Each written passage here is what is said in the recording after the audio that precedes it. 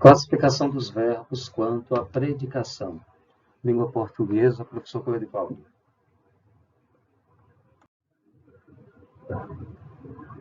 Predicação verbal.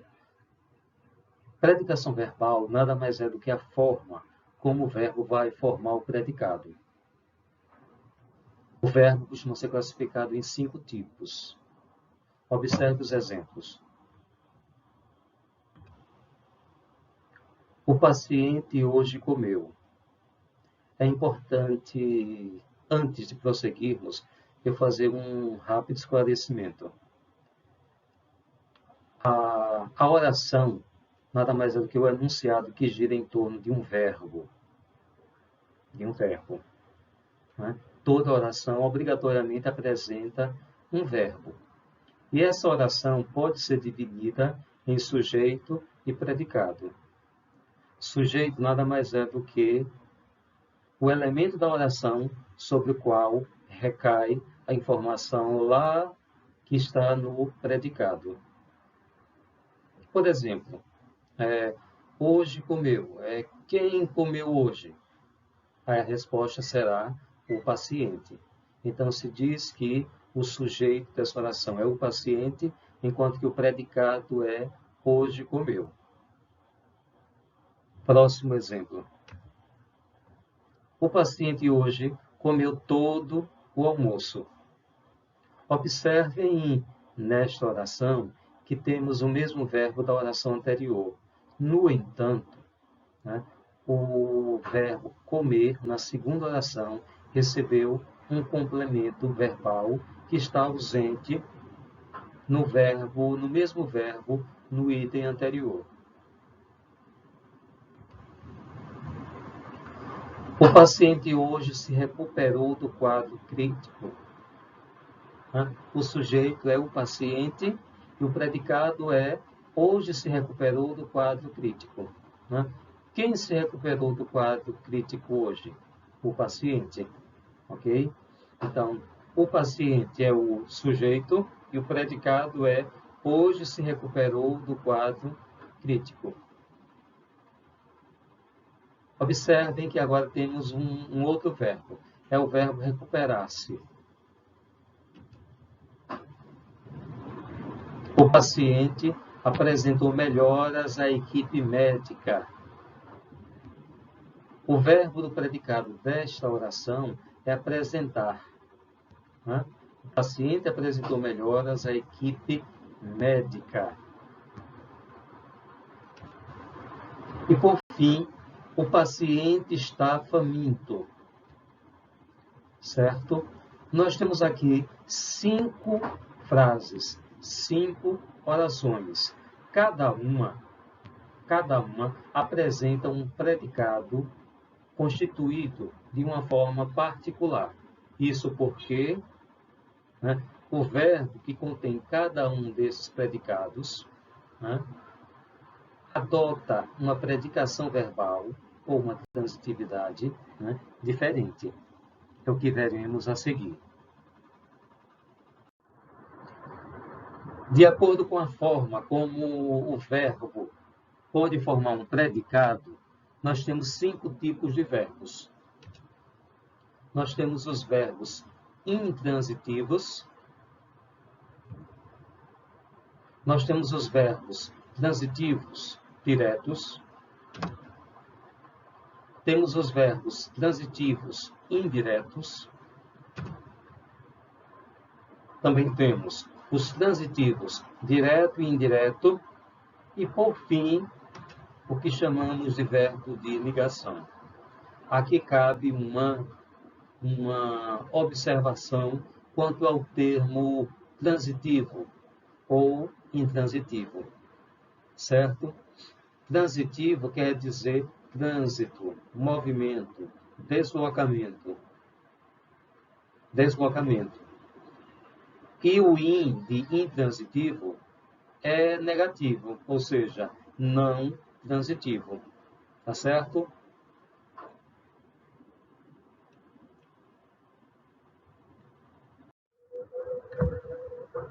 Importante frisar o seguinte: A classificação dos verbos quanto à predicação deve ser feita sempre no contexto em que os verbos ocorrem, em que os verbos aparecem.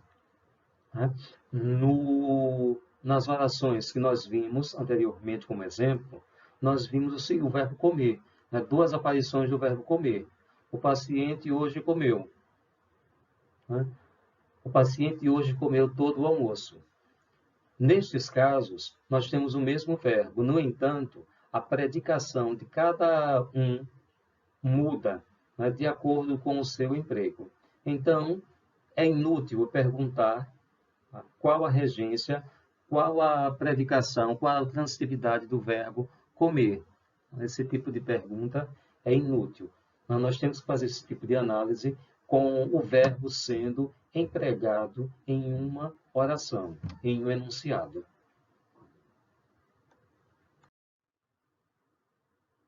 Vamos conhecer primeiramente o verbo intransitivo.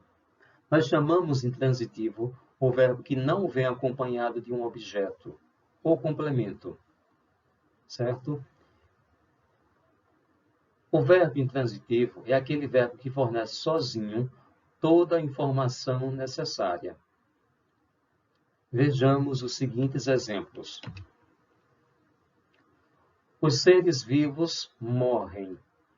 Aqui temos uma oração. O sujeito é os seres vivos e o predicado é morrem. Observem que neste predicado morrem, nós só temos o verbo compondo o predicado. Né? Morrer sozinho já diz toda a informação, fornece toda a informação necessária para que o interlocutor compreenda o significado da mensagem. Quando se diz os seres vivos morrem, ninguém vai perguntar, dificilmente, o quê? Morrer o quê? Nada disso. Né? Não é feito esse tipo de pergunta. A gente pergunta quem morre, o que morre.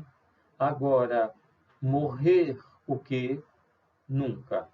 Certo? O verbo morrer, em teoria, não aceita este o quê como complemento. Né? Morrer é um verbo intransitivo. Sozinho, ele fornece toda a informação necessária ao interlocutor. Os seres vivos morrem onde acham abrigo. A situação não muda. Né? Os seres vivos morrem onde acham abrigo.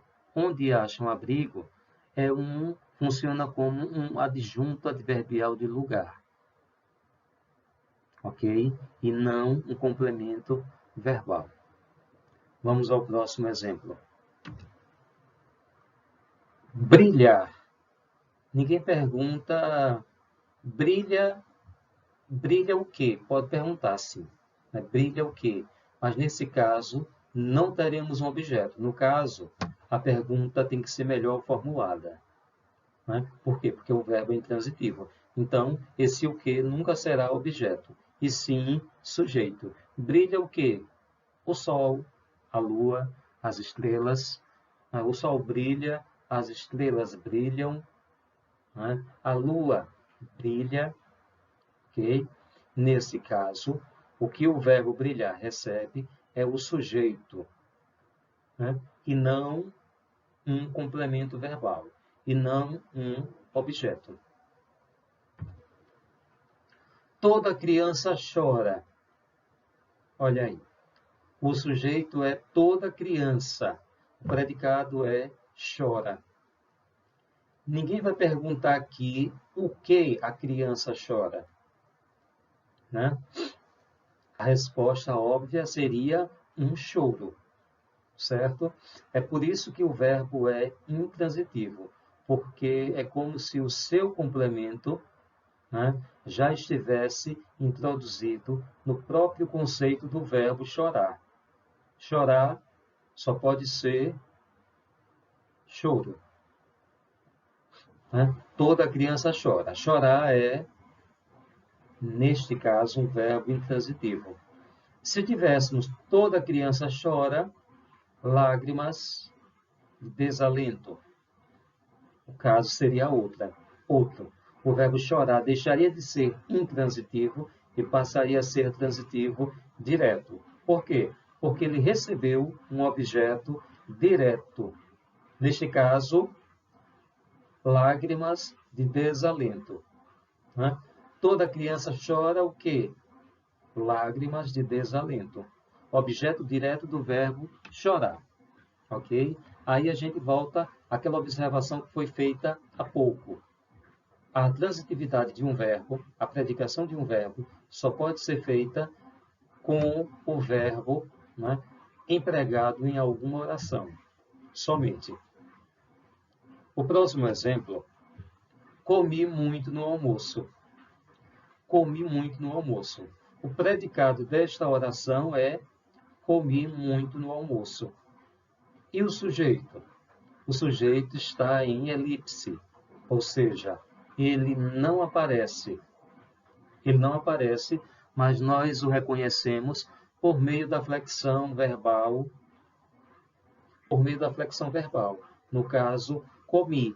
Não pode ser ele comi. Não pode ser nós comi. Não pode ser você comi. Só pode ser eu comi.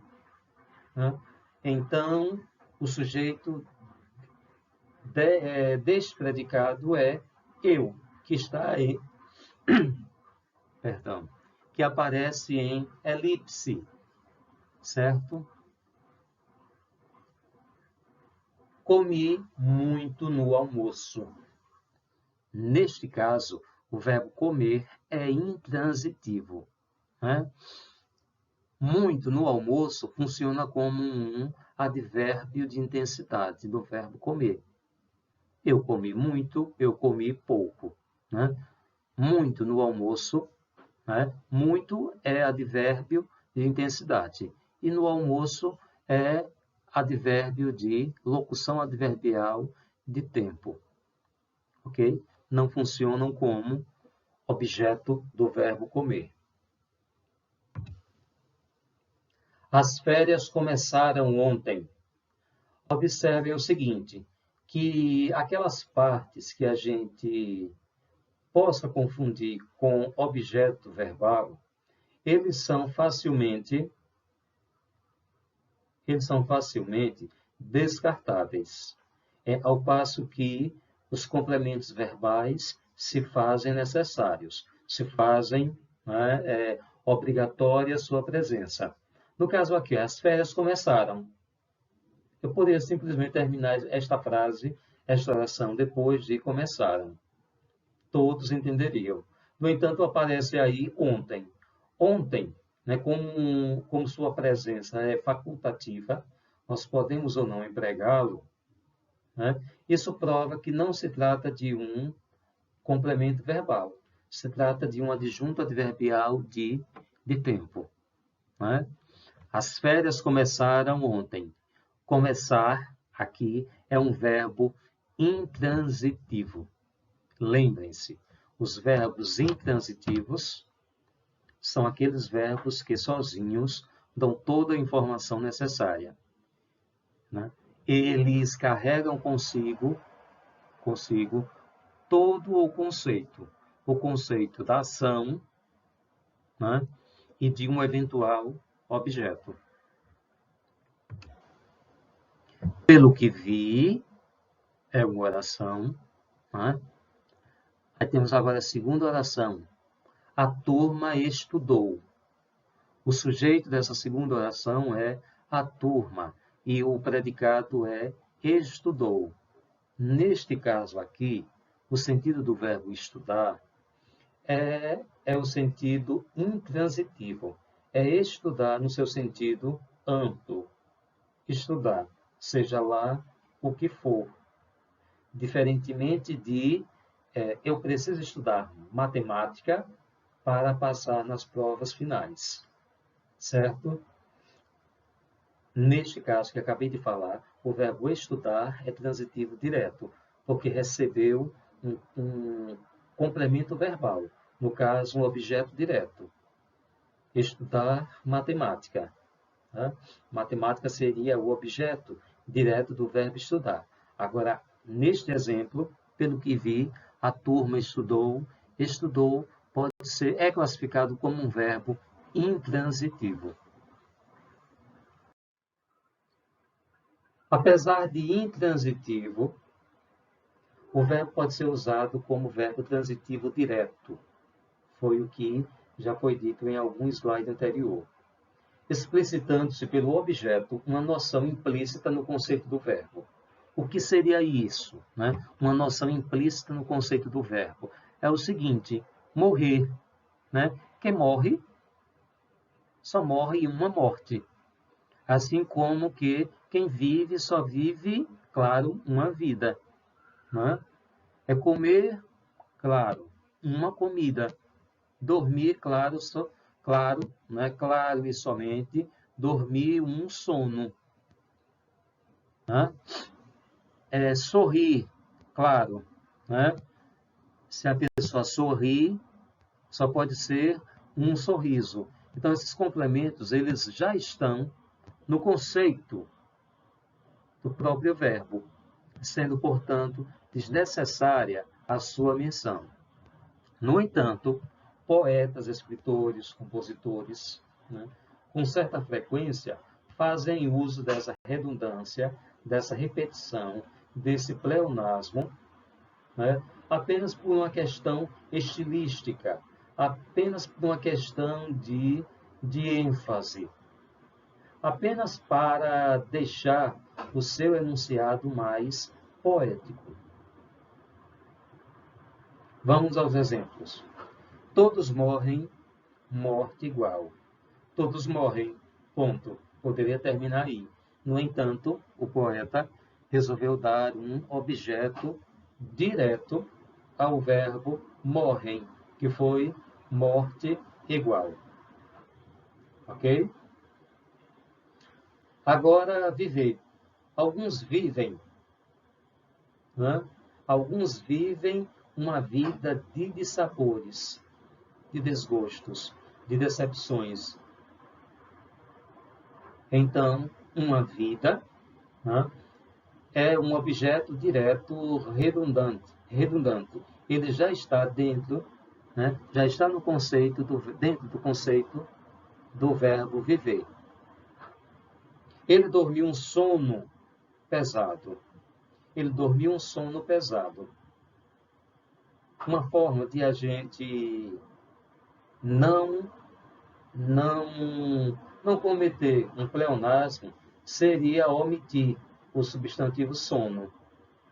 E a oração poderia ficar: ele dormiu pesadamente. Né? Em vez de ele dormiu um sono pesado. Agora, ela sorri um sorriso pontual. Quem sorri, claro, só pode ser um sorriso. Então, se diz, ela sorriu um sorriso, é redundante. Mas, no entanto,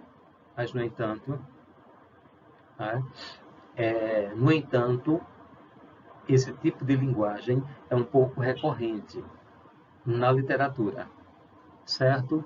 Espero que tenham entendido esta questão de um verbo intransitivo receber um objeto que sai do seu próprio conceito. Morrer, morte. Viver, vida. Né? Dormir, sono. Sorrir, sorriso. E me desculpem o exemplo vulgar que darei agora. Peidar, claro, né? Um peido. Ninguém peida outra coisa além de um peido. Certo? Vamos ao próximo slide.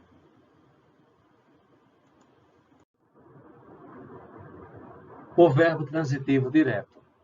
Nada mais é do que aquele verbo que vem acompanhado de um objeto que se liga ao verbo sem a necessidade de uma preposição. Ok? O verbo transitivo direto é aquele verbo que sozinho não diz tudo. Se faz necessária a menção de um complemento, de um objeto. E esse objeto se liga ao verbo sem a necessidade de uma preposição. As principais preposições: a, para, de, né, por e algumas outras, certo? Vamos aos exemplos. Os índios reconquistaram. Não pode terminar aí. Não pode terminar aí. Mas vocês perguntarão: os índios reconquistaram o quê? Este o quê é o objeto direto do verbo transitivo direto reconquistaram. Certo? Portanto, os índios reconquistaram suas reservas. Suas reservas, né, é o complemento verbal sem preposição do verbo reconquistaram. Portanto, para memorizar, reconquistaram é um verbo transitivo direto. Se é transitivo direto, claro, ele recebeu um objeto direto, que no caso é suas reservas.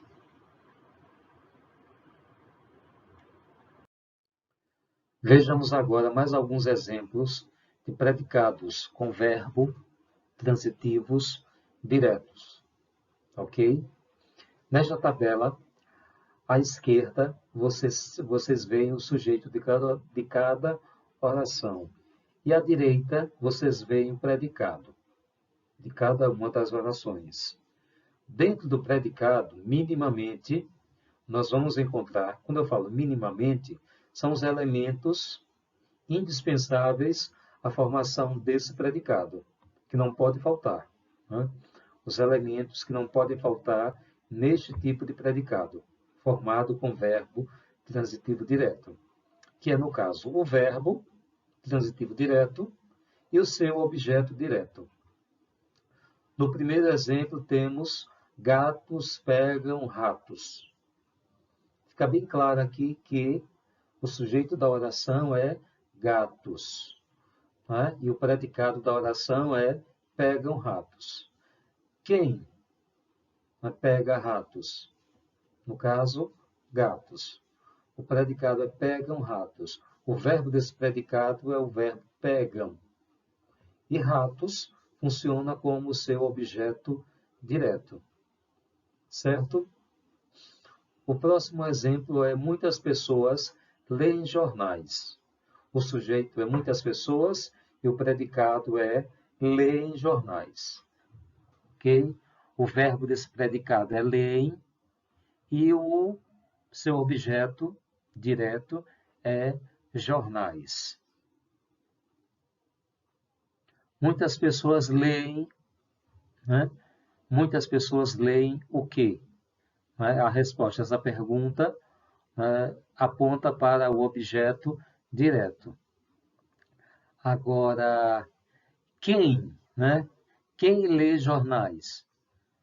A resposta a essa pergunta aponta para o sujeito da oração, que no caso é muitas pessoas. Certo? O exemplo seguinte é: o governo garantiu o retorno das aulas. Né? O sujeito é o governo, o predicado é garantiu o retorno das aulas. A pergunta: o governo garantiu o quê? A resposta aponta para o objeto direto, o retorno das aulas. Agora, quem garantiu o retorno das aulas? Aponta para o sujeito, que é o governo. No exemplo seguinte temos: eu desfiz as malas. O sujeito é eu e o predicado, formado aí pelo verbo desfiz e o objeto as malas. Eu desfiz o quê? A pergunta aponta para o objeto direto, as malas. Agora, quem desfez as malas?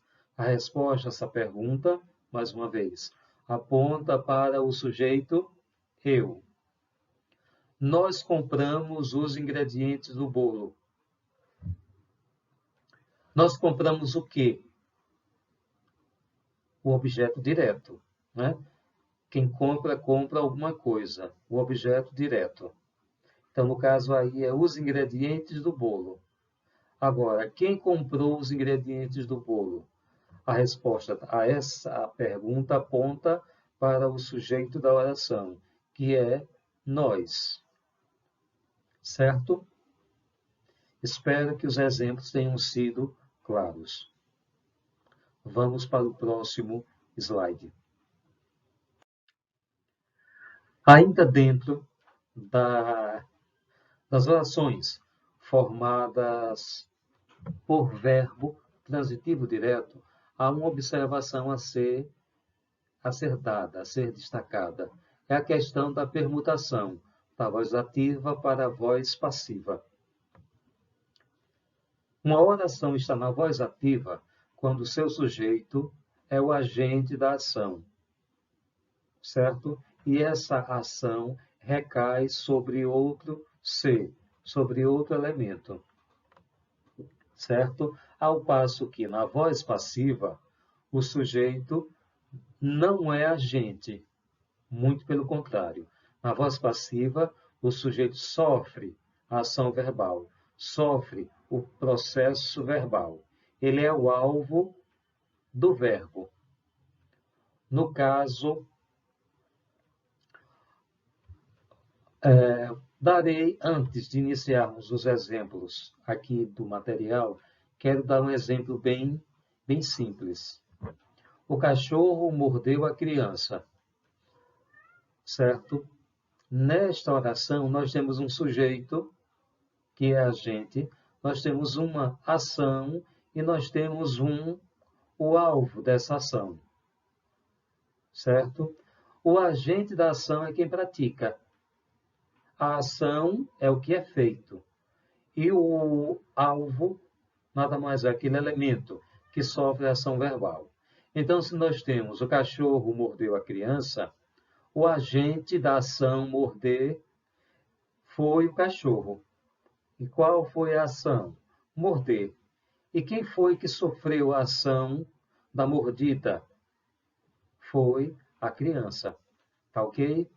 Então, se o sujeito foi o cachorro, né, e foi o cachorro que cometeu a ação, se diz que a voz é ativa, já que o seu sujeito é um agente da ação, de morder.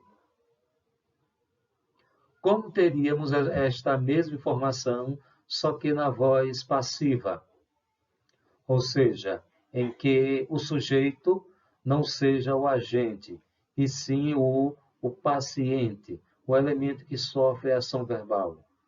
Nós sabemos que o paciente, nesta mesma ação, no caso, é a criança.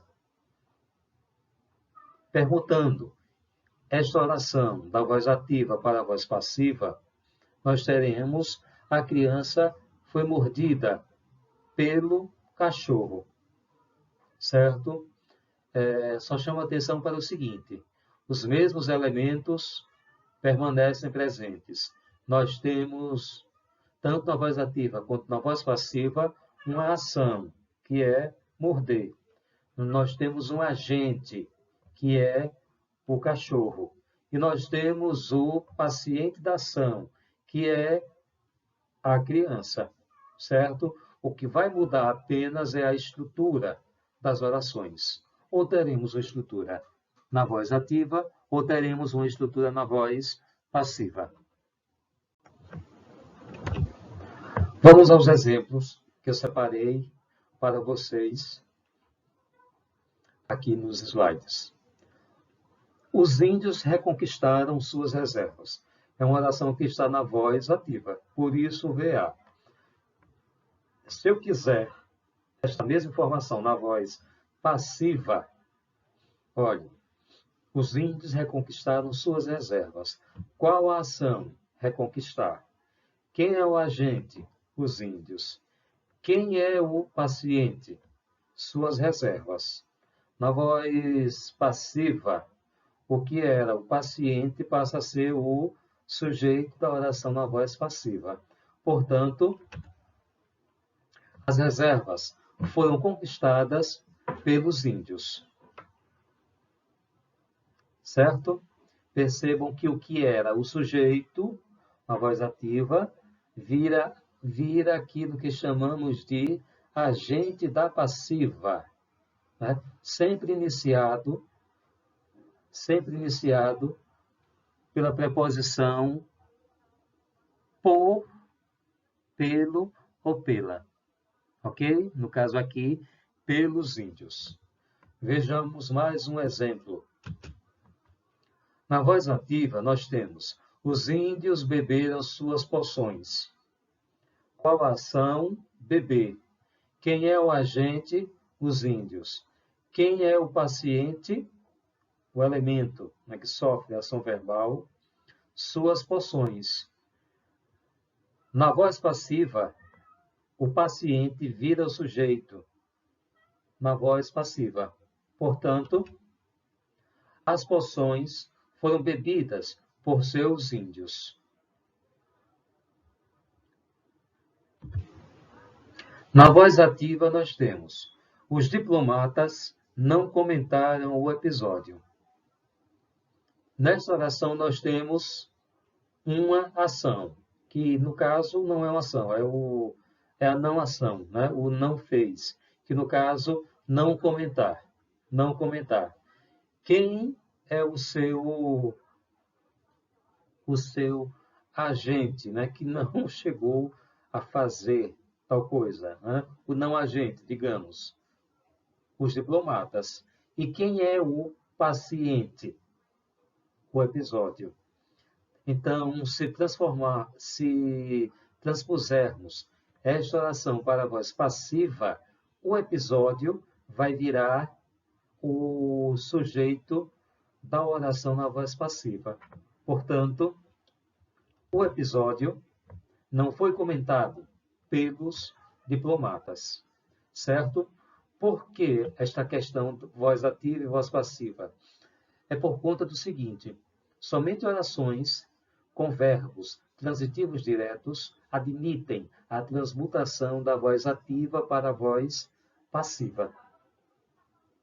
Ok? Se a oração trouxer, por exemplo, um verbo intransitivo, esse tipo de operação, essa mudança da voz ativa para a passiva, não se concretiza. É um processo inviável.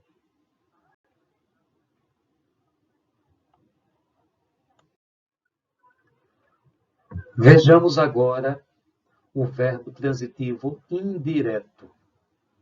O verbo transitivo indireto nada mais é do que aquele verbo que vem acompanhado de um objeto.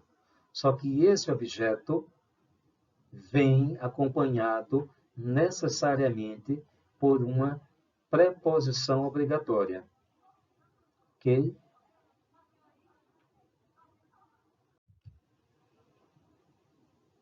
Vejamos estes exemplos aqui apresentados em forma de tabela.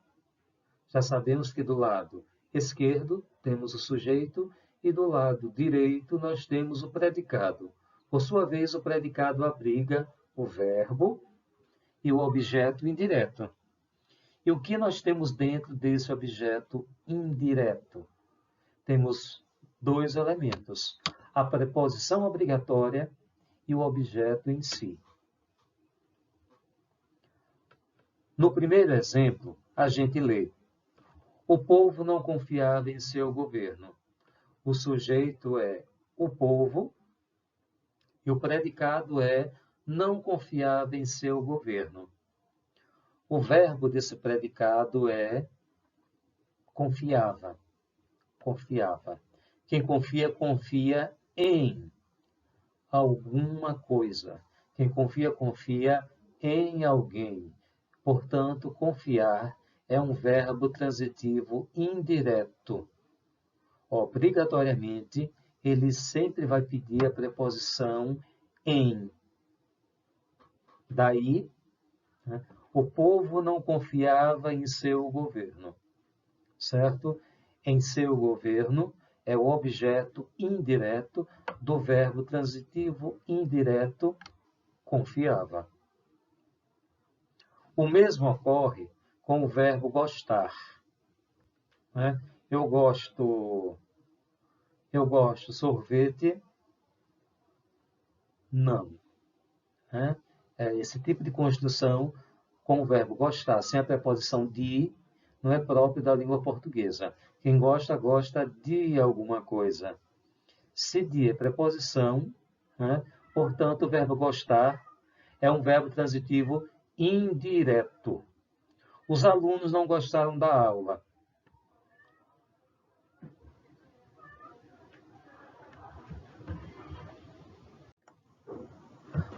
Os alunos não gostaram da aula. O sujeito é os alunos e o predicado não gostaram da aula. O verbo desse predicado é gostaram. Ele é transitivo indireto. Se o verbo é transitivo indireto, o que ele recebe como complemento verbal? Um objeto indireto. No caso, da aula. Certo?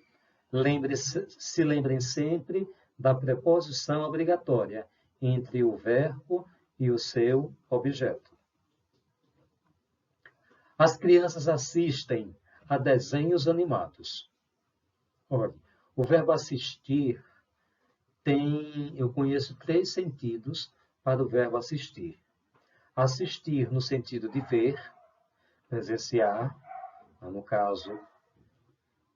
neste caso aqui, ele é transitivo indireto, pede a preposição a. Portanto, as pessoas gostam de assistir a novelas. As crianças, por sua vez, gostam de assistir a desenhos animados. Acabei de assistir a um acidente que ocorreu na rua. Portanto, assistir no sentido de ver, presenciar, é sempre transitivo indireto. Ele sempre vai pedir a preposição a. Um outro sentido para o verbo assistir é no sentido de morar, residir. E quando o verbo assistir tem esse sentido, ele é intransitivo, ou seja, ele não recebe nenhum complemento. O que vem depois dele certamente será um adjunto adverbial de lugar. Por exemplo, nós assistimos em Aracaju, certo? Um terceiro sentido para o verbo assistir é no sentido de prestar ajuda, prestar assistência. Por exemplo, o médico assiste o paciente. Perceberam? Que o médico assiste o paciente. Nesse caso, o verbo assistir, no sentido de prestar ajuda, prestar uma assistência, é transitivo direto. Ele não pede preposição alguma. Ok? Pronto, mas nesse caso aqui estamos tratando do verbo assistir, no sentido de ver, portanto, como transitivo indireto, né? Regido pela preposição a. As crianças assistem a desenhos animados. Como assistir é transitivo indireto, seu objeto indireto é a desenhos animados. Próximo exemplo. O documentário se refere ao caso Evandro, de 1992. O sujeito é o documentário e seu predicado, por sua vez, se refere ao caso Evandro de 1992. Neste caso, quem se refere a alguma coisa, certo? Neste caso, o verbo referir-se é transitivo indireto. Ele pede a preposição a, certo? Neste caso específico aqui, não temos a preposição a isolada. Ela está casada, conjugada, com o artigo o, aceito por caso. O caso, portanto, ao caso. A preposição casa-se com o artigo aceito pelo substantivo caso, resultando na preposição ao. Acreditar. Quem acredita, acredita em alguma coisa. Acredita em alguém. Acredita em algo. Certo? Mais uma vez aqui, nós temos uma oração cujo sujeito está em elipse. Qual é o pronome que concorda com a forma verbal acredito? Nós acredito, ele acredito, ela acredito, não. O único pronome que concorda com acredito, aqui no caso é eu. Eu. O sujeito em elipse é eu. Eu acredito em suas melhoras. Acreditar é transitivo indireto. Pede sempre um objeto indireto, regido pela preposição em.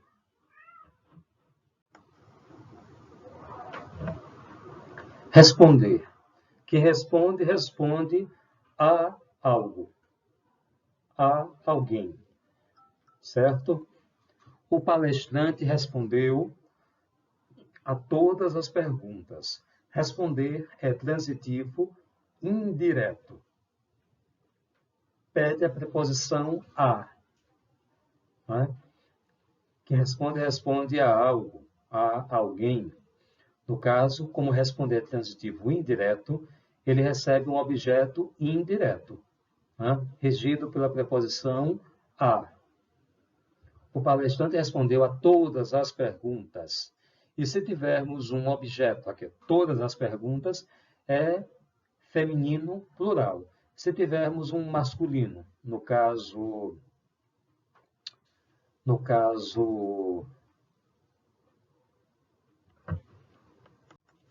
questionamentos, questionamentos.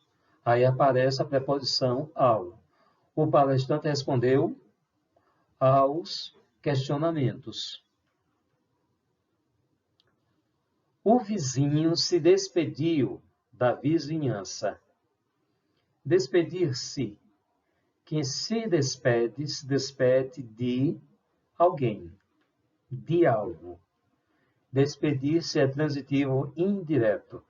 Vai receber um objeto indireto. No caso aqui, da vizinhança. Ok? Lembre-se sempre da preposição obrigatória entre o verbo e o seu objeto verbal. Vamos para o próximo slide. Vejamos agora o verbo transitivo direto e indireto. Certo? O verbo transitivo direto e indireto nada mais é do que aquele verbo que vai receber ao mesmo tempo e de ordem independente, tanto um objeto direto quanto objeto indireto. Certo? Pode vir primeiro o objeto direto ou pode vir primeiro o objeto indireto, em seguida o objeto direto. A ordem aí da sequência dos objetos pode ser facilmente alterada. Olha, o verbo transitivo direto e indireto é aquele que vem acompanhado de um objeto sem preposição. O objeto sem preposição, nós já sabemos que se trata do objeto direto, e de um objeto com preposição. Nós já sabemos. Por sua vez, o objeto indireto, indireto, se é indireto, porque há a presença da preposição. Vejamos na prática como isso ocorre. Nossa tabela aqui com os exemplos. Sujeito e predicado. Primeiro exemplo. Eu dei a resposta merecida ao atendente mal educado. Olha, vamos nos concentrar no verbo. Quem dá alguma coisa a alguém. Certo? O alguma coisa é o objeto direto. Agora, a alguém, ou seja, o beneficiário, é o que nós vamos chamar de objeto indireto. O objeto direto, nesses casos, quando se trata de um verbo transitivo direto e indireto, o objeto direto sempre será algo que vai ou beneficiar ou prejudicar alguém. E esse alguém é o que nós chamamos de objeto indireto. Né? Portanto, quem dá alguma coisa a alguém. Neste caso aqui, qual foi a coisa? A resposta é merecida. E quem foi o elemento que se prejudicou ou se beneficiou dessa ação de dar? No caso aqui, foi o atendente mal educado, né? E que vem regido pela preposição ao. Por sua vez, o verbo emprestar obedece à mesma lógica. Quem empresta, empresta algo a alguém. Percebam que essa ação verbal aí, emprestar, requer, digamos assim, uma mão dupla. Não é? Sempre é algo direcionado a alguém. Né? Isso caracteriza o verbo transitivo direto e indireto. A biblioteca não empresta o objeto direto, no caso livros. Aí agora vem a quem? O objeto indireto. A biblioteca não empresta livros a alunos não regulares. Prometer, a mesma coisa, a mesma lógica. Né? Prometer é um verbo que dentro de seu conceito, nós achamos aí a coisa prometida, né? E a pessoa a quem a promessa é dirigida. Portanto, transitivo direto e indireto. A empresa prometia muitos empregos aos moradores. Anteriormente, eu havia falado na questão da ordem dos objetos direto e indireto, certo? Nesses casos, nós podemos alterar a ordem desses elementos. Tanto faz eu falar, a empresa prometia aos moradores muitos empregos, quanto a empresa prometia muitos empregos aos moradores. Da mesma forma, né, como podemos ter ofereceram ao aniversariante um presente, ou ofereceram um presente ao aniversariante, que é o nosso terceiro exemplo. Quem oferece, oferece algo a alguém. Portanto, transitivo direto e indireto. O objeto, a coisa, é o objeto direto.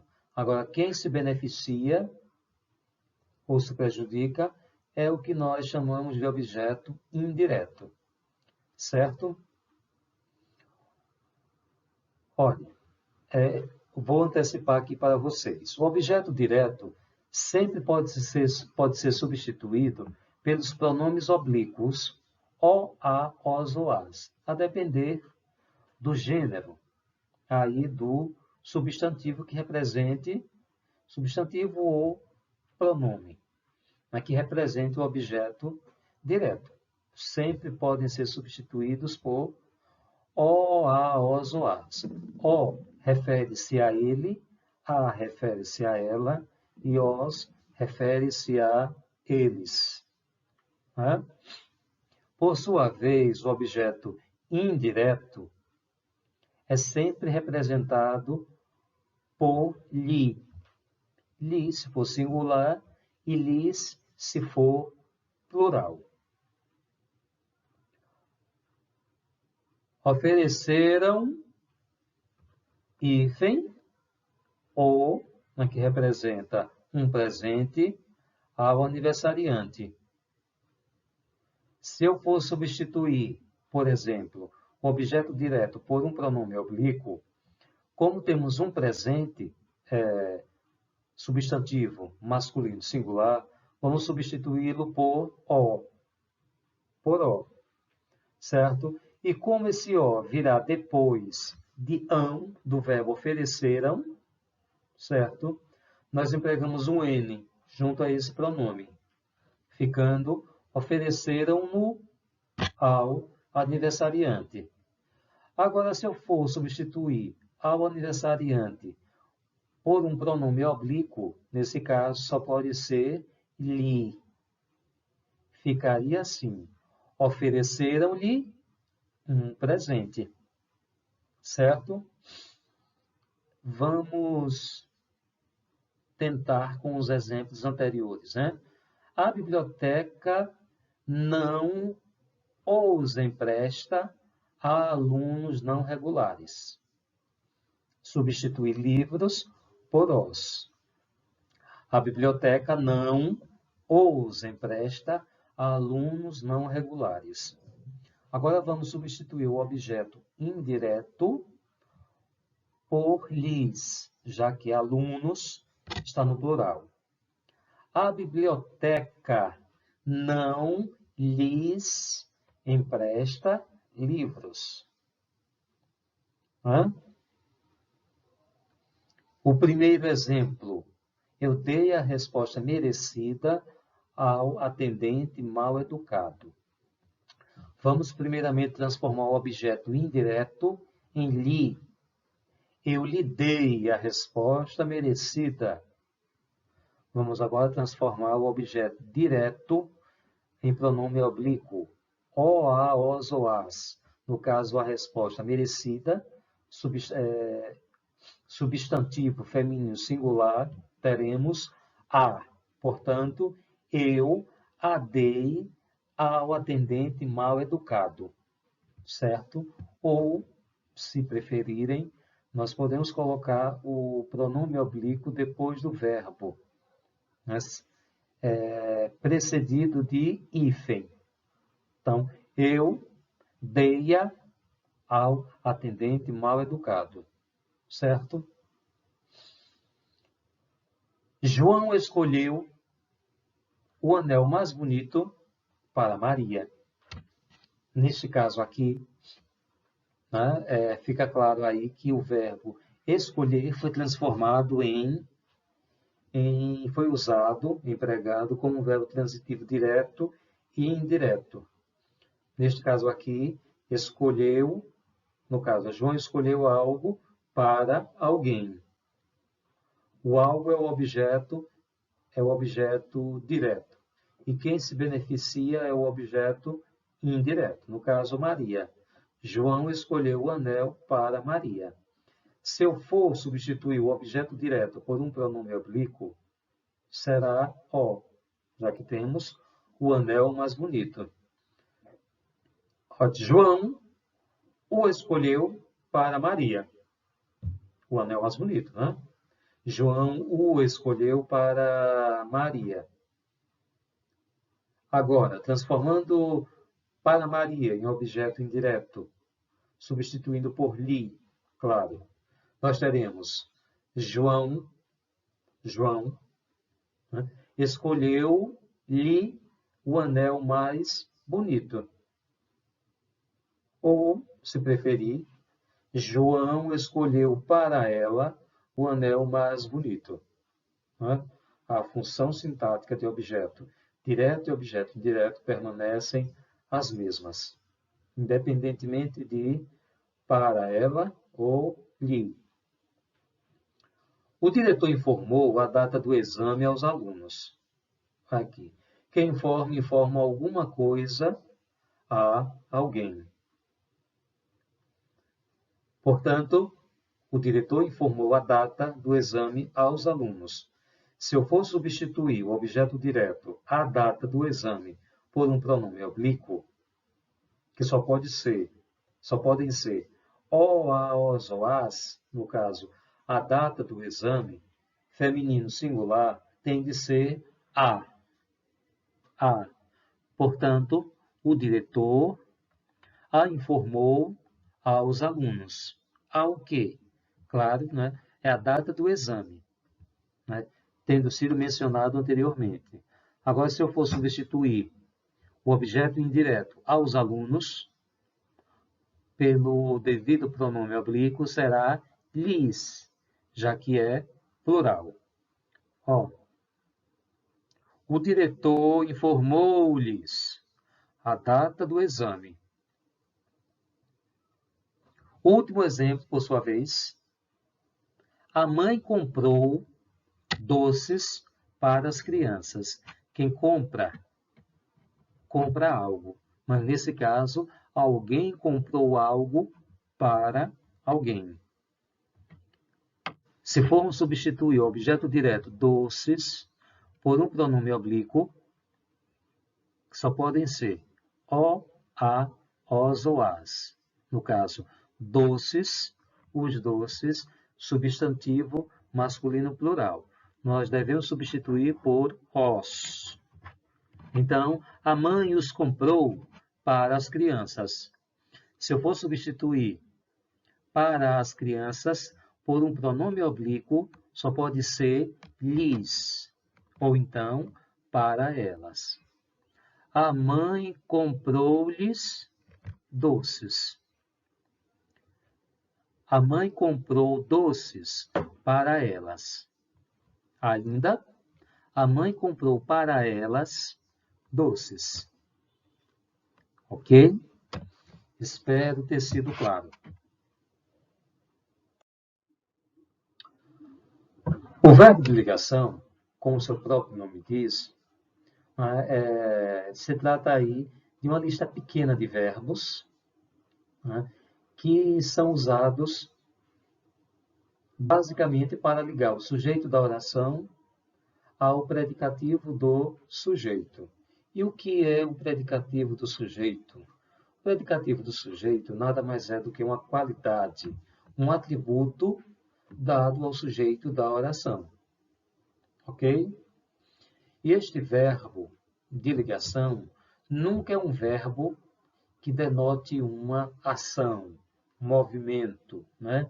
Dinamicidade, nada disso. O verbo de ligação são usados para descrever cenas, né? Estados, e nunca movimento. Vejamos os exemplos. Olha, aqui temos a nossa tabela com 5 exemplos. A cidade é calma. Né? O sujeito é a cidade e a gente vê que esse predicado é formado por é calma. É o verbo de ligação do verbo ser e calma é o predicativo do sujeito à cidade. A estrutura dos demais exemplos sempre é a mesma. O paciente está melhor. O sujeito é o paciente, o verbo de ligação é estar e o predicativo do sujeito é melhor. Né? Percebam que melhor refere-se ao sujeito, o paciente. Os trabalhadores parecem cansados. Parecer é um verbo de ligação, certo? Ele liga o sujeito, os trabalhadores, ao predicativo desse sujeito, que é cansados. Cansados quem? Os trabalhadores. Os animais ficaram agitados. Aí, ficar, né? Ou é um verbo intransitivo, por exemplo, a criança ficou à janela, vendo a mãe chegar em casa. Ficar, neste caso aqui, né? A criança ficou à janela, ficou é intransitivo, porque denota a ação, né? A não ação, no caso, de não se mover, né? De estar presente em algum lugar. Ok? Diferente de os animais ficaram agitados. Né? Já que o verbo ficar está funcionando como uma liga entre o sujeito, os animais, e um predicativo desse sujeito que é agitados, logo a sua função será de verbo de ligação. Os animais ficaram agitados. O último exemplo, o depoente permaneceu calado. Permanecer também, né? Permanecia em casa, é intransitivo, né? Permanecia em casa. Depois de permanecer, não aparece um predicativo do sujeito eu. Em casa não é uma qualidade do sujeito eu, né? Eu permaneci em casa. Permanecer, nesse caso, é intransitivo. Agora, eu permaneci calado, aí muda, né? Permanecer passa a ser verbo de ligação, já que liga o sujeito a um atributo desse sujeito, que nós chamamos de predicativo do sujeito. No caso, eu permaneci calado. No caso aqui, o exemplo, o depoente permaneceu calado. Espero que vocês tenham compreendido, né, a natureza do verbo de ligação. Vamos para o próximo slide. Vejamos agora a possibilidade, né, de os objetos direto e indireto virem representados por pronomes oblíquos. Nesse caso, antes de entrarmos no assunto, né, é necessário revermos aqui um pré-requisito, né, para que compreendamos melhor o assunto. Nós temos aqui a tabela dos pronomes pessoais. Os pronomes pessoais são aqueles pronomes que se referem às pessoas do discurso. O que é discurso? Discurso nada mais é, nesse caso, refere-se à fala, à conversa. Né? Quais são os 3 elementos sempre presentes em uma conversa, sempre presentes em um discurso? São 3 elementos. A primeira pessoa, a segunda pessoa e a terceira pessoa. A primeira pessoa é o que chamamos de falante. É aquele elemento que durante o discurso, durante a fala, ele é o falante. Eis a primeira pessoa. Neste caso aqui. Eu falo, eu sou a primeira pessoa. Né? A segunda pessoa do discurso, claro, se é uma conversa, ninguém conversa sozinho, a não ser os loucos. Né? Então, se há uma conversa, se alguém fala, essa pessoa se dirige a alguém. Então, este alguém é considerado a segunda pessoa do discurso. Né? É o ouvinte, é a pessoa para quem dirigimos a palavra. Vocês me ouvem, então vocês são considerados a segunda pessoa do discurso. Não se trata de uma pessoa só, né? Não é singular, né? É plural. Então, no caso, vocês são a segunda pessoa do plural, ok? Portanto, a primeira pessoa é quem fala, a segunda é a que ouve. E a terceira quem é? A terceira é o objeto da conversa. A terceira pessoa é sobre o que se fala. Certo? Uma fofoca, em uma fofoca, nós temos 2 ou mais fofoqueiros. Né? 2 ou mais fofoqueiros. Eles falam de determinada pessoa. Enquanto o fofoqueiro 1 fala, ele é a primeira pessoa. E os 2 fofoqueiros demais são a segunda pessoa, já que eles ouvem. Né? E quem é a terceira pessoa? É o alvo da fofoca. Né? É a pessoa que está ausente. Em uma fofoca, nunca Em uma conversa também, nunca a primeira pessoa é só a primeira pessoa. Ou seja, em uma conversa, o falante nunca ele é somente o falante. Em toda conversa, sempre há uma troca de papéis entre falante e interlocutor. Né?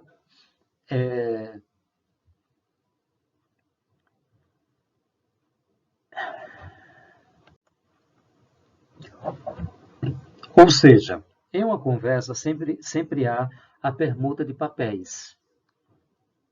Eu falo, e o meu interlocutor me ouve. Em determinado tempo da conversa, eu paro de falar, né? passo a ser o ouvinte, a segunda pessoa, enquanto aquele que me ouvia passa a dominar a fala, passa a falar, né, um discurso dirigido a mim, né, sobre alguém, ok? Então, em uma conversa, ninguém nunca será a primeira pessoa o tempo todo, e ninguém também será a segunda pessoa o tempo todo, certo? Falando, interlocutores aí estarão em constante troca de papéis, certo? Vamos lá. Olha, na tabela dos pronomes pessoais, nós já sabemos que pronomes, a que se referem os pronomes pessoais, né? As pessoas do discurso. A primeira, segunda e terceira pessoas. Né? A primeira do singular é eu. A segunda do singular é tu. Só que ninguém usa, pelo menos nós aqui no Nordeste. Certo?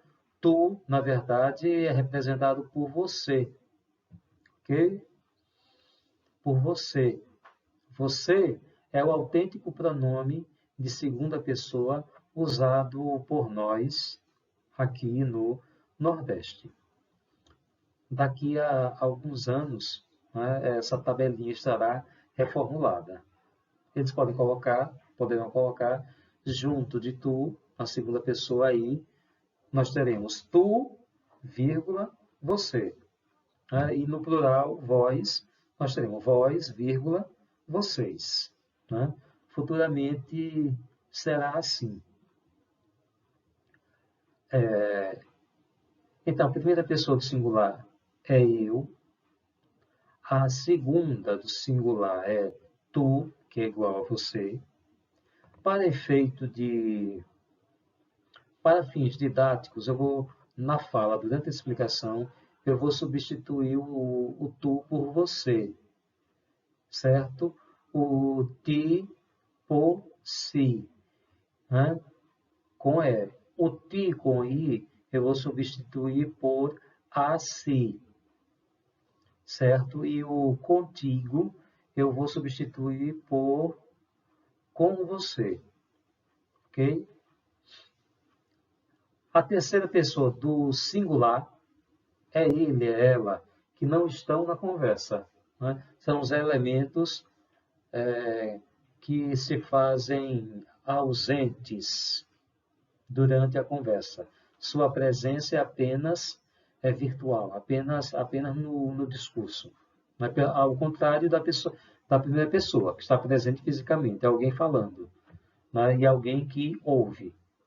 Primeira e segunda pessoas sempre estão presentes aí na conversa. E o plural dessas pessoas, o plural de eu, é nós. Acontece que o nós não é eu mais eu, como eles, né? Eles. É ele mais ele, que dá eles. Ou então ele mais ela, que é igual a eles. Nesse caso, nós não é igual a eu mais eu. Nós é eu mais qualquer outra pessoa. Né? Eu e você é igual a nós. Eu e ela é igual a nós.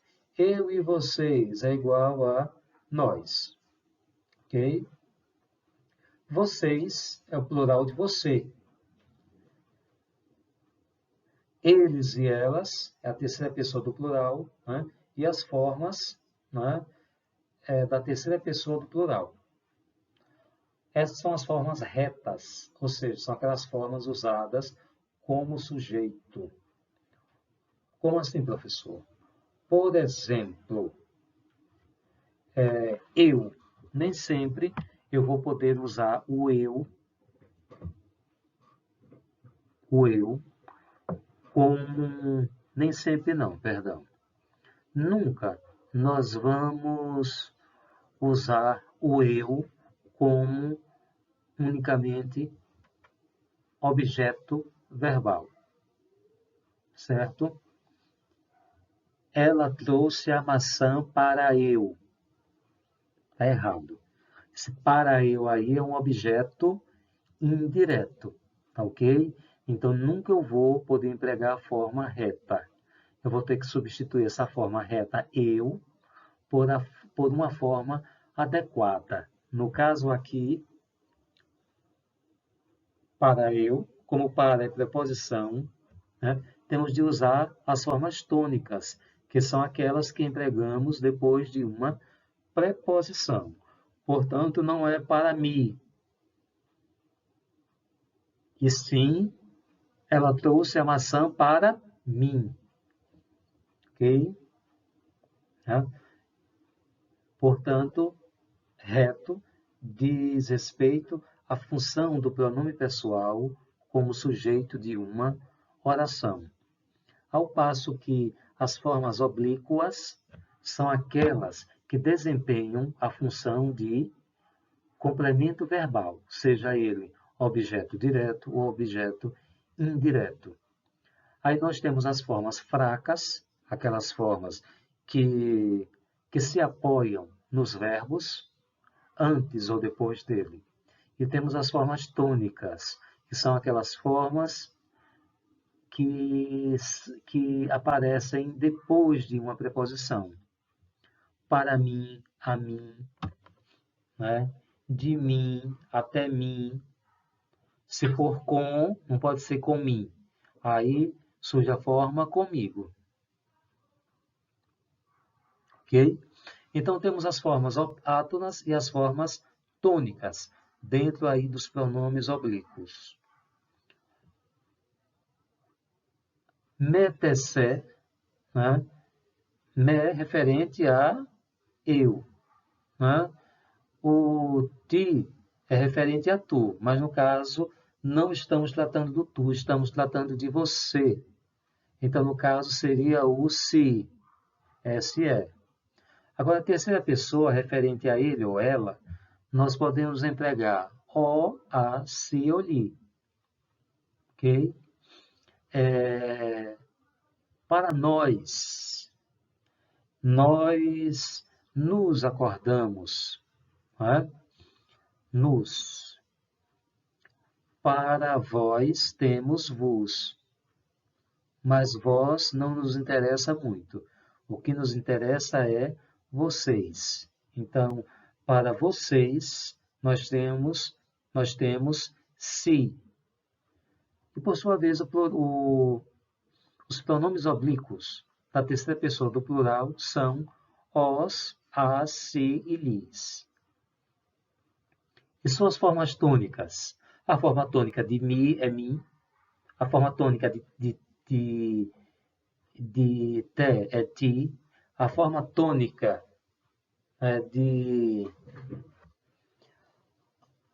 da terceira pessoa do singular é o si, né? Si, com i.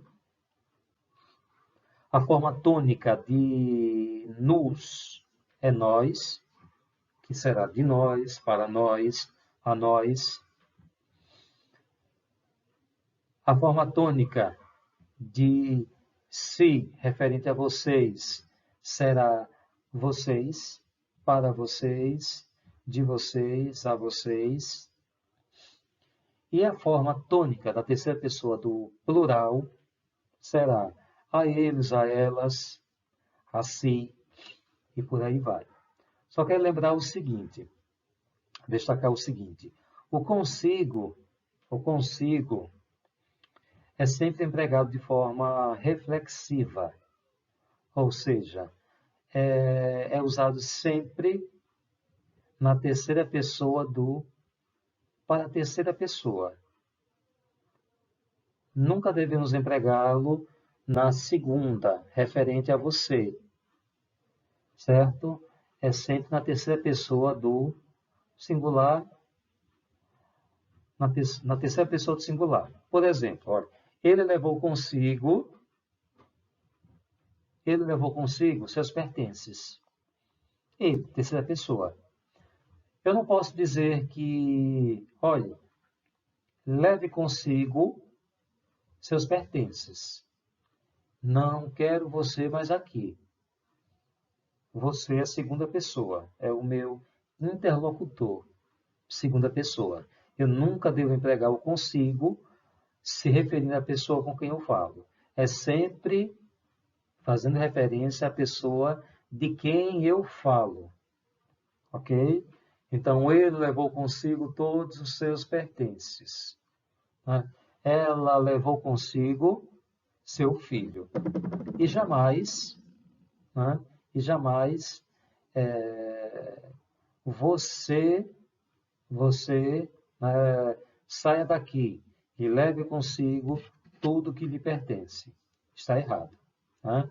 Tem que ser, olha, você saia daqui e leve com você tudo aquilo que lhe pertence.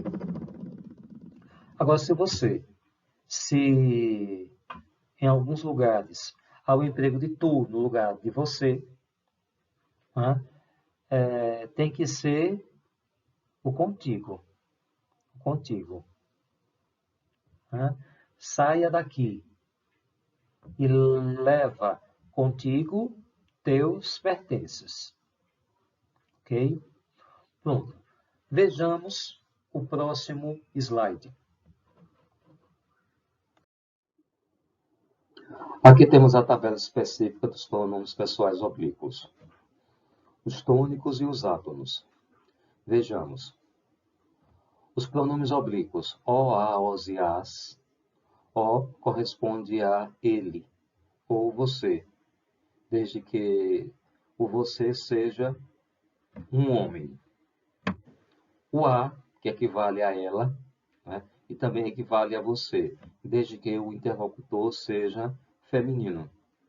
Os, que equivale a eles, ou vocês, desde que os interlocutores, em sua maioria, sejam homens. E as, que equivale a elas, e a vocês, desde que a maioria seja do sexo feminino. Esses 4 pronomes oblíquos, átomos, funcionam sempre como objeto direto, claro, de verbos transitivos diretos. Vamos ver um exemplo.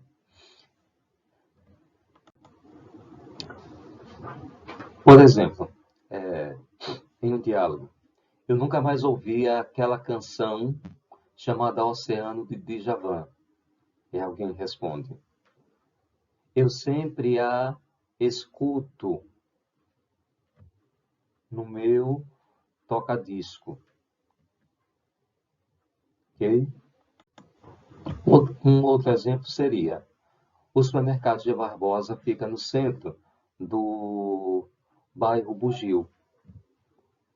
Os moradores o frequentam com frequência. Okay?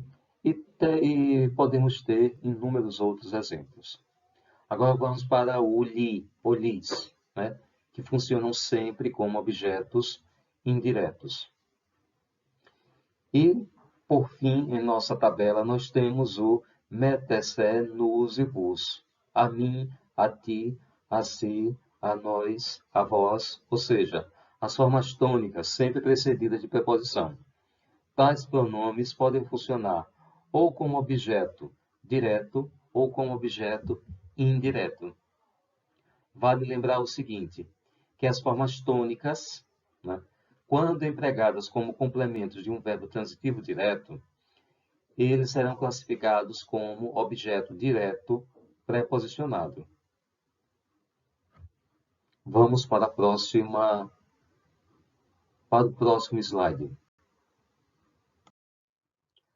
Aqui vamos ver as particularidades de cada pronome. A primeira particularidade diz respeito aos pronomes oblíquos, átomos, o, a, os e as, né, que sempre funcionam como objeto direto de um verbo. Carlos chegará a Aracaju no mês de dezembro. Convidei-o para a ceia de Natal. Percebam que o pronome oblíquo o retoma o Carlos da frase anterior, certo? Quem convida, convida alguém. Portanto, é um verbo transitivo direto. E seu objeto, claro, será um objeto direto. Em se tratando de uma mulher, Carlos chegará a Aracaju em dezembro. Convidei-a para a ceia de Natal. Ou, né, Carla chega no mês de dezembro a Aracaju. Eu a convidei para a ceia de Natal. Mateio, Mateia, Mateios, Mateias. E não me arrependo. Né? Quando eu falo Mateio, é o popular matei ele. Mateia, matei ela. Mateios, matei eles. E Mateias, matei elas. Só que, como vocês já sabem, né? Os pronomes retos, ele, eles, ela e elas, não podem funcionar como objeto direto de um verbo. Ok? Temos de transformá-los em suas formas oblíquas, que é o, os, a e as. Certo? A segunda particularidade é quanto ao pronome oblíquo li, ou sua forma plural, lis. Né? Tal pronome funciona sempre como objeto indireto e equivale a o li, a ele, para ela, a ela, e o lis, para eles, a eles. O primeiro exemplo, bastou-lhe a minha palavra. Ou seja, bastou a ele a minha palavra, bastou a ela a minha palavra. Fizeram-lhe uma proposta de emprego. Fizeram para ele, fizeram para ela uma proposta de emprego. Portanto, esse li, né, é sempre o objeto indireto de um verbo transitivo indireto. Quase sempre, né, o li assume o papel de alguém que se beneficia ou se prejudica com a ação verbal. Vejamos o próximo slide.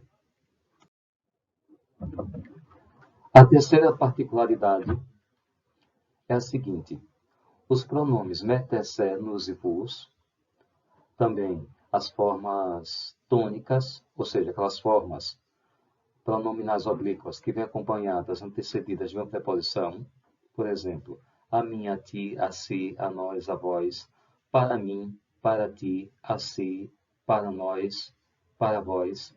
Tais formas pronominais podem funcionar ora como objeto direto e ora como objeto indireto, a depender do verbo que seja complementado por tais pronomes. Vejamos aqui um exemplo com o verbo ofender. Quem ofende, ofende alguém.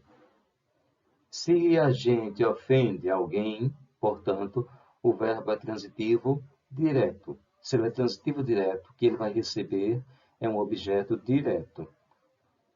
Ok? Portanto, se a gente der ao verbo ofender qualquer um dos pronomes metecé, nus ou vos, esses pronomes serão considerados objetos diretos. Ok? Mas esse verbo também pode receber, né, como um complemento verbal, um um pronome oblíquo átono, mas nem por isso ele vai deixar de ser transitivo direto. O verbo continua sendo transitivo direto e o pronome pessoal oblíquo átono, né, é classificado como um objeto direto preposicionado. Ok? Suas palavras me ofenderam, suas palavras ofenderam a mim, suas palavras ofenderam o homem. Há um artifício para a gente descobrir se o pronome oblíquo, especialmente os átomos, são objeto direto ou objeto indireto. Basta que a gente o substitua por homem. Fazer a troca do pronome oblíquo pelo substantivo homem. Como aqui, suas palavras ofenderam o homem. Percebam que nessa permuta aparece o homem, artigo mais substantivo, né? O que prova que o pronome oblíquo é um objeto direto. Se este me fosse um objeto indireto, certamente não apareceria o homem, apareceria ao homem, né? O que nos prova que o verbo seria, no caso, transitivo indireto. Aqui temos a transcrição desse detalhe. Mas se temos o homem sem preposição obrigatória, trata-se de um verbo transitivo direto. Portanto, mim e a mim são objetos diretos. Ok? E vejamos o próximo slide. Olha aqui, o segundo exemplo. O negócio convinha a mim. O negócio me convinha. O que convém, convém a alguém. Convinha, está aí na terceira pessoa do singular, é o verbo convir, que significa ter conveniência ou proveito, ser adequado ou de conforme, certo? Neste caso, se convém, convém a alguém. Percebam aí a presença obrigatória da preposição a, o que já denuncia que o verbo é transitivo indireto. Se o verbo é transitivo indireto, o que ele vai receber como complemento verbal será um objeto indireto. Se trocarmos este me por homem, o que vai aparecer é ao homem. O negócio convinha ao homem. Se aparece ao homem, isso nos prova que o pronome me é, na verdade, o objeto indireto.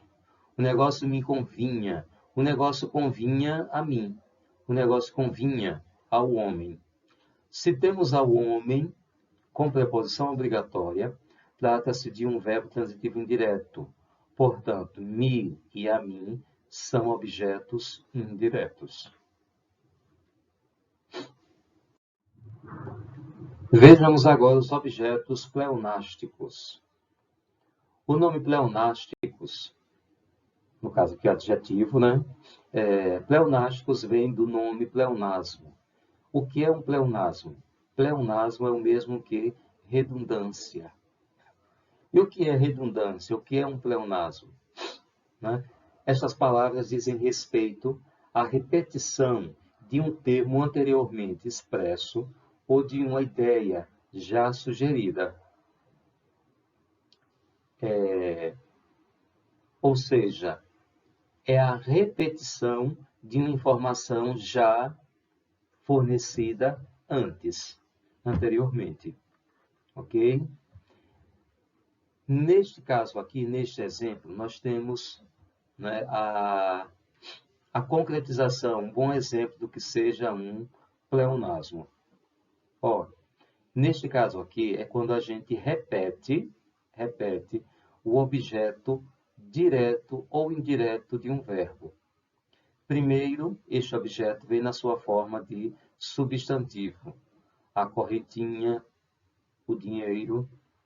e depois o tal objeto aparece na forma de pronome oblíquo, o-a, os, oas, ou então o li, o lis. Aqui, olha, todos nós falaríamos assim. Ele guardou a correntinha no bolso da camisa de riscado. Ele guardou a correntinha no bolso da camisa de riscado. Uma outra forma pode ocorrer de haver uma inversão sintática na produção dessa oração, né, podendo adquirir a seguinte forma, como está aqui no slide. A gente, para enfatizar o objeto direto, né, coloca o objeto direto no início da oração. A correntinha, vírgula, né, guardou-a no bolso da camisa de riscado. Percebam que, olha, a correntinha guardou-a no bolso da camisa de riscado. Percebam que este a, pronome oblíquo átono, corresponde a ela, retoma o substantivo a correntinha.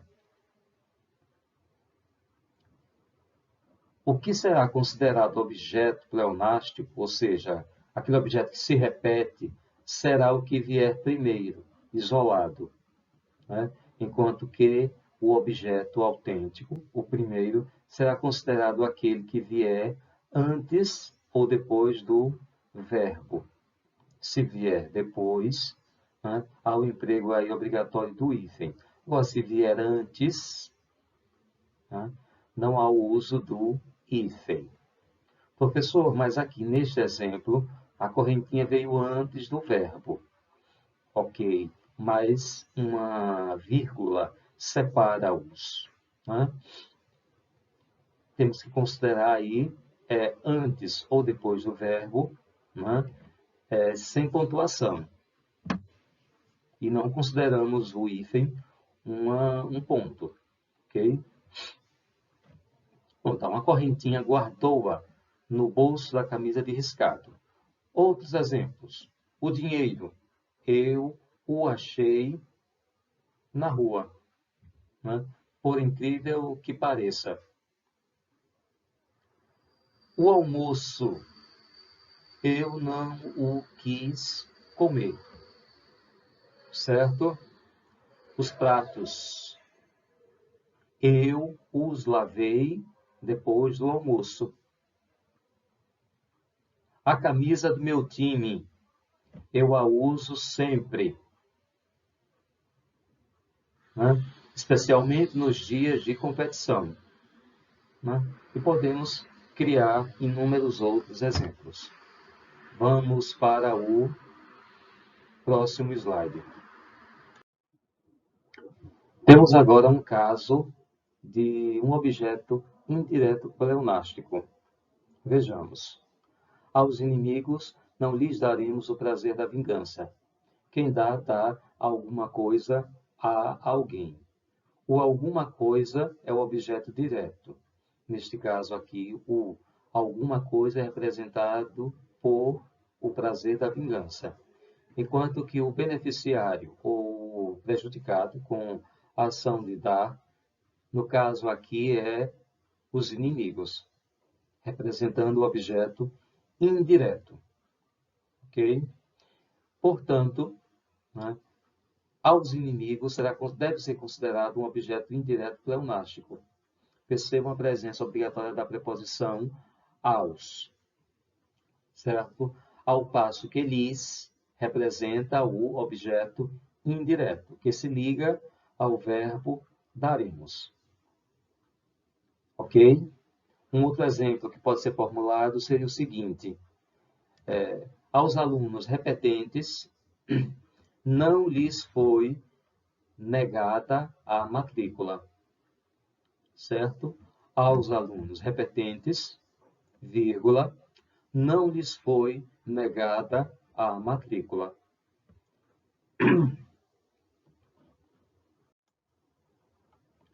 Aos alunos repetentes, consideramos objeto indireto pleonástico. E o lis, né, o objeto indireto. Um outro exemplo pode ser: aos meus filhos não lhes deram dinheiro. Aos meus filhos não lhes deram dinheiro. Aos meus filhos é o objeto indireto pleonástico e o lhes seria o objeto indireto. Espero que tenham entendido, na medida do possível, o assunto.